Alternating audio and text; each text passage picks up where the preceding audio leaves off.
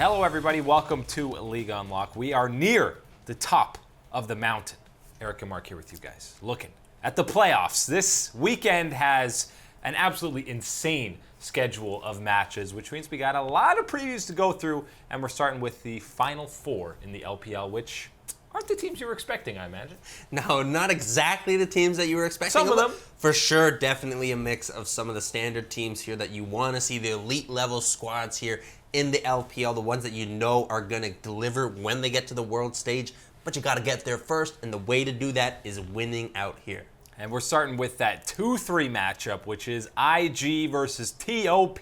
And going way back to the preseason, you remember these guys played an incredible game at the Demacia Cup, and then they played way back in week 1 and had a fantastic matchup there. This is where the hype started for TOP because they played so well against the defending world champs. Obviously, they finished third in the regular season, and we're just going to go through all the lanes, check out the matchups. Who's got the advantage starting in that top lane? We know it's the Shy and Duke for IG, but Duke only played 8 games in the regular season, most of them near the very start of the split. But 369 is a guy you can't sleep on. I know the name is a little bit ridiculous, but this guy's 17 years old, and he completely destroyed the league this split.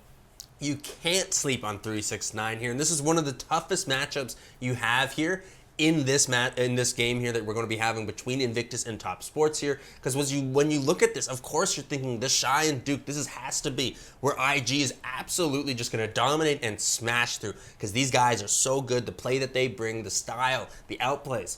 But 369 is no slouch in the way that he has played this year. 369 has certainly been a massive part of the success the Top has had and deserves the respect here in this matchup that, hey, this is not a sure thing, even if it is the Shy and Duke in the top side. Yeah, the problem for him, I feel like you would give him the edge in a lot of matchups in the LPL, but when you're going against the best top laner in China, maybe the best top laner in the world right now, it's hard to give you that advantage. So for all the greatness that 369 has put up for TOP this split, it's still got to be edge to the Shy in this matchup. Right, and that's kind of the toughest part here for Top, is knowing that, yes, 369 is a big part of the success that we've been able to have. Is a major player and one of our better players on our roster here, and he still does not stack up against who is on the other side here of the rift with IG and the Shy. This is certainly a matchup that you're going to want to watch here, because there's going to be a lot of action in that solo top side lane there, and you're going to want to be seeing who comes out on top. If you want to see Orns and Scions in the top lane, it's not going to be in this series. It's all going to be carries, Irelia, Silas, Vladimir, anything up there where these guys can take over in a side lane. We move on to the jungle, where it's, again, some very aggressive guys in Ning and XX, but you just look at the numbers, how completely opposite. XX is playing a lot of these tanks, and Ning is more on these champions where he can dominate the early game and get fed and help carry a squad. Right, a major difference here is XX, when you've watched his performance and you've seen what he's been playing, he really is the front line. He's the main frontline guy here for Top Sports. He really has been able to provide that level of tank play for this team, but from the jungle position. Not the same for IG. Ning is not that type of player here, and he has certainly not shown that is what IG has asked from him so far this year. They've said, Mr. Ning, keep playing the way that you did at Worlds, keep dominating, and keep dishing out that damage. And he said, okay, I can do that. And he's done that, just that so far, and it has worked out well for IG. This is a strong position in the jungle for them. I think both of these guys have had moments in games where you're spamming the question mark ping, why they're somewhere on the map. Every jungler is every like jungler's that. got to do that, especially when they're aggressive. And I got to say, still the edge probably goes to Ning here, even though, again, XX has had a fantastic split. It's very close, though, almost as close as this mid lane matchup. And, oh, this is just an absolute beauty. Rookie versus the rookie, or the golden left hand of God himself, Knight, who had an incredible debut full split in the LPL. He is, look at that, first across all those major categories among mid laners. He's played 15 different champions coming into this. Ooh, this is the matchup. Hey man, we were telling you all about the Shy and 369, trying to get you hyped up about that one. Yeah, that's a hype matchup. It still doesn't match up to this one here. We're getting in the mid lane. This is one you're paying all that money that you're not paying live to watch on the internet. This is what it's all worth here. Rookie and Knight playing it out, duking it out here. Rookie, we know the performances that he's brought ever since coming to the LPL. He is just fantastic, and the form that he has had heading into these playoffs, Rookie has looked really sharp lately, and I think when you're looking in this matchup, I don't care who's on the other side. I'm taking Rookie. I know that that's the main thing you've got to think. I mean, Rookie, after Worlds, he was incredible. Even when IG kind of slumped a little bit during the regular season, they still looked dominant, and Rookie looked dominant in that laning phase and out. But Knight, this guy had the most Player of the Game awards in the entire LPL throughout the split. 15 different champions is an insane champion pool, and he has dominated on a lot of these picks. He's lived up to the hype. Maybe you give the edge to Rookie, but it's very slight, and I might even go and give that slight edge to Knight in this matchup, which I know is insane in his debut split, but the mid lane is, make sure you got POV streams for that one. Absolutely. Hey, I'm still taking Rookie in this matchup, but when you're looking at here what's going to be going on and what the teams are going to be relying upon here, you do have to think to yourself that, yes, Rookie is integral to the success that IG has, but there's other avenues for that outlet, for that carry potential to be carried on that IG team. But when you do look at the side here on Top Sports, you have to rely upon Knight. Knight is the guy that does dish out the majority of the damage here for this team, is the one picking up the kills. He is the one being the carry. He's the one popping off. So that is going to be a key moment here in this matchup if he's able to get that type of traction, get those advantages up against Rookie, which we know that talent level that you need. We're hyping up the solo lanes in jungle quite a bit, but there is a bottom lane, and it's actually a very interesting matchup in Jackie Love and Loken, still two of the better bot laners that we've seen in the LPL right now. But the problem is, and this is a theme with all four teams left in the semis, they don't play around the bottom lane. That's a very interesting theme with Uzi and iBoy not in the top four. All of these four teams emphasize the solo lanes, and 80 carries, yeah, at 35 minutes you can finally join the team. Yeah, it's kind of crazy to think of when you look back at RNG and WE and EDG all out of here and you look at where did they have their success. Well, it was playing around bottom side. It was getting your ADC strong and dishing out the damage there. Well, when you look at the squads here that are left in the LPL playoffs, I think at most of them, about 3 out of the 4, aren't better ranked than 12th in the damage share from the ADC position. Not expecting a lot from your marksman is how these teams have been able to win. It is about those solo lanes, and yes, Jackie Love and Loken. That's a pretty damn good matchup here, but I don't think that this is where you're going to be watching to see where this team is going to be winning. Yeah, and the laning phase for that bottom lane, I mean, I don't expect many ganks for either of them, even though, I mean, Baolon and Ben both like to play a lot of these engaged champions. Both of them, their most played champs are Galio. They like to frontline as well for their squads and pick some of these beefy bruisers that really just want to support their solo lanes. They're picking Galio so much because they know the team doesn't play around bot. They're saying, let's get out of this lane. I want to go to where the fighting and the action is. I still feel like this is a tough one. I mean, Jackie Love and Baolon aren't exactly known for dominating that laning phase, but I don't know if Loken and Ben necessarily are either. This one's a close one. I might go TOP, but overall, I can't see top taking down IG in this series, but it'll be close. I want to see the upset, right? Because this is a hype matchup. This is on the other side. You know, you've got kind of everything established here, the order of IG, and then you've got top coming through, the solo queue guys running through your team. I want to say it, but hey, I said I'd stick with IG over the field, and I ain't backing down from that now. IG for sure. If TOP does win, then the legacy begins for Knight in that mid lane. Coming up after the break, we take a look at the other series in the LPL. Can the incredible run of the 8th-seeded JDG continue against FunPlus Phoenix? We are back here on League Unlock. Mark and Eric with you guys, previewing a little LPL semifinal action where the Cinderella run of JD Gaming continues. They take down WE after they got smashed in Week 10, but it was all a 200 IQ play to get the strategies from WE, and then they take down RNG in a 5th game where they take down Uzi on his patented Vayne pick, and they're rolling on. Now it's the 8 versus the top seed in FunPlus Phoenix heading into the semis, and obviously an 8th seed never got into the finals before.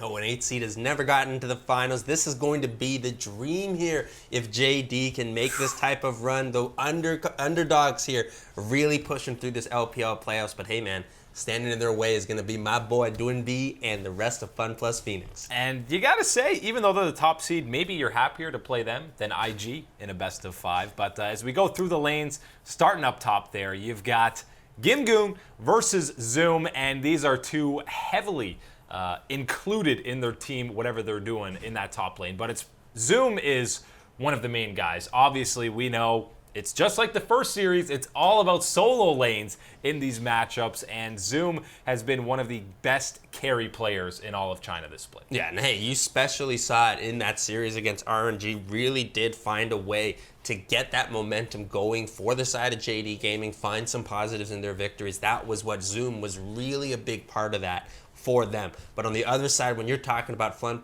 Plus Phoenix and some of the ways that they're able to find these wins and how they group up in those team fights to get it done, Gimgoon is your man, and he is doing a lot of work for this squad here. Check out those numbers. He is the guy in the top side here for Fun Plus Phoenix, and this is going to be an important matchup here in this series. I think the advantage definitely goes to Zoom, just because he's probably going to pick laners that are prioritizing winning that lane, and Gimgoon might be more so on these tanks trying to kind of neutralize those carries. And the classic, an Ornn Jace matchup where if you're behind 40 CS at 10 minutes, you're doing good in that matchup as the Ornn. Right, and so that's the type of situation here when we talked about the other matchup where you're not going to be seeing any Ornn.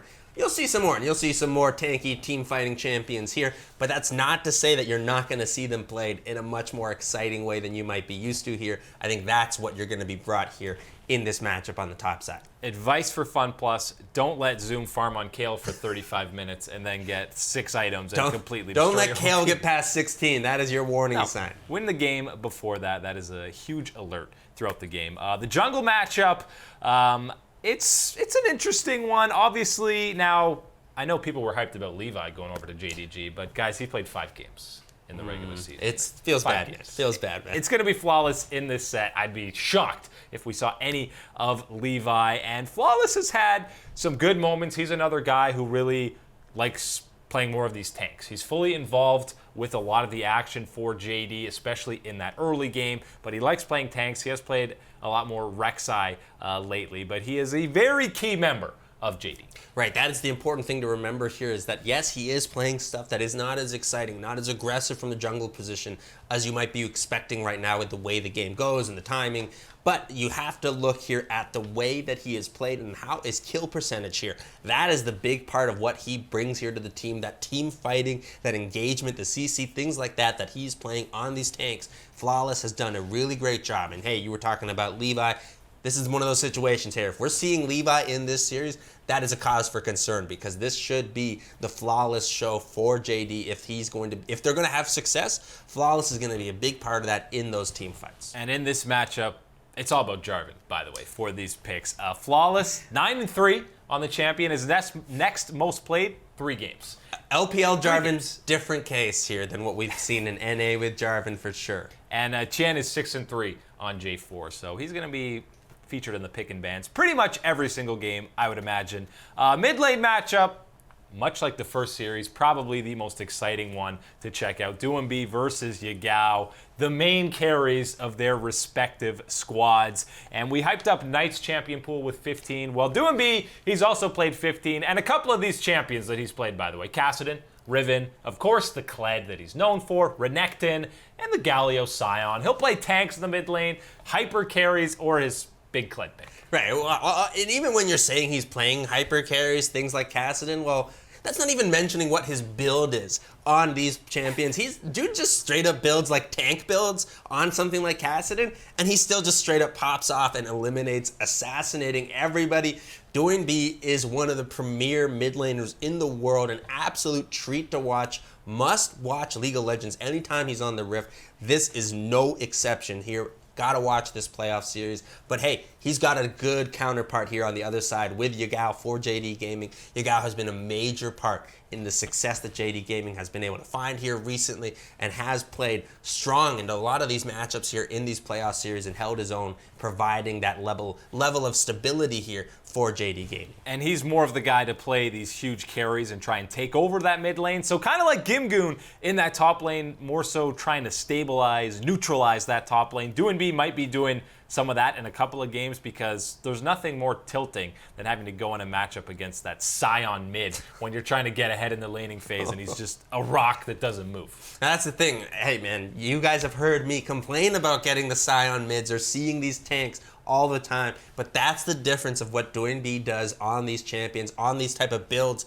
on the assassins that are a bit more tanky. He still finds a way to make it exciting and pop off. That is why it is a must-watch matchup. And I just want to see Doinb happy because seeing that guy scream and get fired up, I don't know how you don't get excited about it yourselves. Bottom lane, again, it's the forgotten matchup in a lot of these games that we're seeing in the semis, which is crazy when you got a world champion in Imp who has had a resurgent season overall. I know the numbers there aren't that great, but he played pretty well against RNG for a team that completely plays around the bottom lane. And yes, Uzi's numbers in the laning phase, he was outclassing Imp, but when you're getting a fraction of the resources to play the way he did, I was impressed. Right, that is absolutely what's going on here. Imp is the king of the thrift store here for JD Gaming. Man has known how to manage himself here this season with very little resources put his way, and that's still continued towards these playoff series. And yes, as we've talked about, a lot of these teams want to put those resources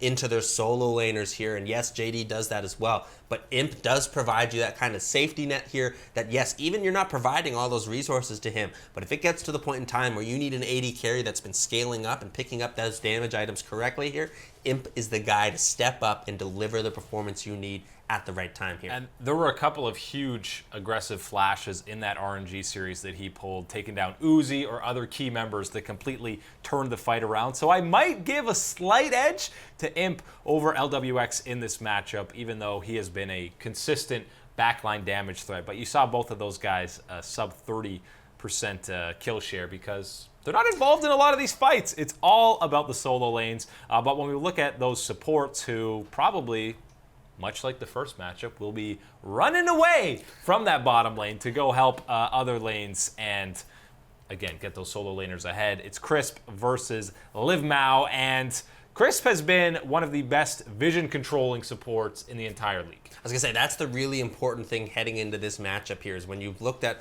the numbers here, they're not all that exciting, but when you do look at what Crisp has brought to the table for Fun Plus Phoenix, it has been about the vision control game, and that is so important here, especially here in the LPL, where you're always wanting to get these fights and try to get yourselves an advantage here. A great way to get those advantages and to be a little bit safer about grabbing them, of course, is vision. And that is what Crisp has been so strong at providing and keeping consistently in the favor of Fun Plus Phoenix as they move around the map. That is going to be a great tool for them in this series. And that's been one of their strengths, is rarely taking a fight where they're at a large disadvantage. They're almost always taking fights where they're feeling good.